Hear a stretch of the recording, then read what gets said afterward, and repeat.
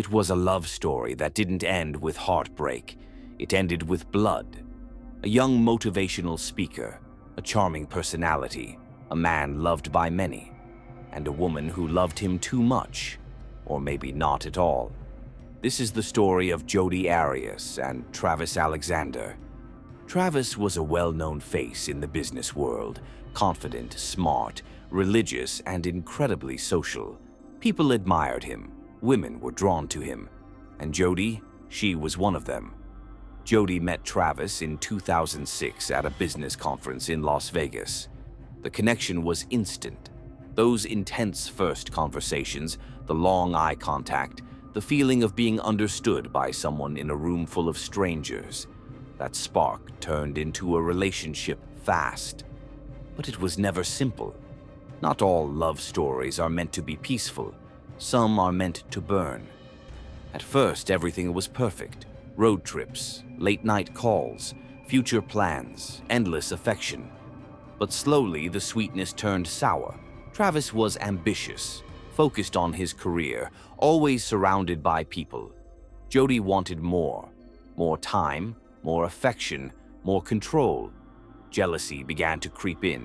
Arguments turned longer. Accusations grew stronger. Trust grew weaker. They broke up. Then they got back together. Then they broke up again.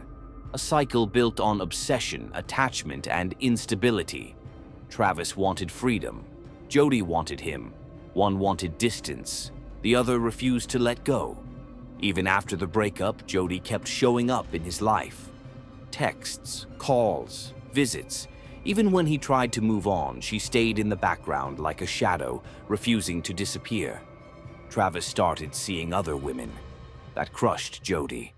Not because he was gone, but because he could live without her. On June 4th, 2008, Travis missed an important work meeting. That was unusual, very unusual. He never missed commitments. Friends tried to reach him. No answer. Messages remained unread. Calls went straight to voicemail. Something was wrong. A few days later, concerned friends went to his house in Mesa, Arizona. They got inside and began searching. And what they found changed everything. Travis Alexander was dead. Not peacefully, not naturally, brutally. His body lay in the shower, a scene no one could have imagined. He had been stabbed 27 times. His throat had been slit so deep it almost severed his head. And as if that wasn't enough, he had been shot in the face. It wasn't just murder, it was rage. Personal, violent, emotional. The kind of killing that doesn't come from a stranger. Police knew immediately. This wasn't random. And then they found something even more chilling. A camera. A digital camera in the washing machine. Broken, damaged, but not destroyed enough. The memory card still worked. When investigators loaded the photos, everything changed. There were pictures of Travis inside his home, alive, smiling, normal. Then photos of him in the shower. Then photos of him bleeding. Then photos of someone dragging a body across the floor. But the twist wasn't the violence in the pictures. It was who was behind the camera. Jodi Arias was in the photos, in his house, on the day he died. When police approached her, she didn't cry. She didn't panic. She didn't break. She lied. She said she hadn't seen him in months. But the photo timestamps exposed the truth like a hammer hitting glass. Then she changed the story. She said 2 intruders broke in, masked attackers. She survived. He didn't.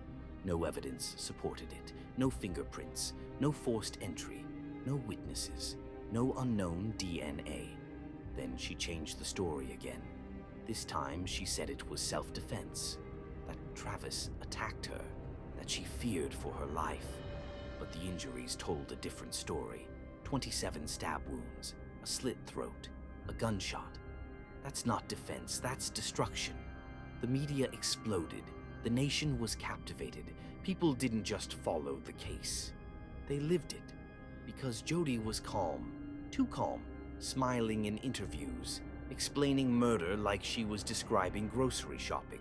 She tried to sound innocent, but innocence doesn't stab 27 times. The trial became one of the most watched in American history. People wanted to understand her. Was she heartbroken? Was she obsessed? Was she a psychopath? Or something even more dangerous? A person who could look you in the eyes and make you believe the lie. Prosecutors revealed new details. Jodi didn't just kill him in the moment. She rented a car, borrowed gas cans to avoid leaving a paper trail, drove hundreds of miles to his home. This wasn't passion. This was planning. When asked why she did it, her answers changed every time. One day she was a victim. The next day she was a survivor. Then she was a lover who snapped. But the truth never changed. She killed him. Not because she had to, but because he no longer belonged to her. The jury didn't take long. Guilty. No excuses. No justification. She was sentenced to life in prison. No parole. No freedom. Just consequences. Travis became a reminder. A warning that obsession can wear the mask of love. That sometimes the most dangerous hands aren't strangers. They are the ones you once held. People still talk about the case today. Not because it was just a murder, but because it revealed something darker. A truth we don't want to admit. Some people don't just fear losing love. They fear someone surviving without them. And when they can't control your heart, they try to silence it. This wasn't a crime of passion. It was a crime of possession. And that is what made it unforgettable.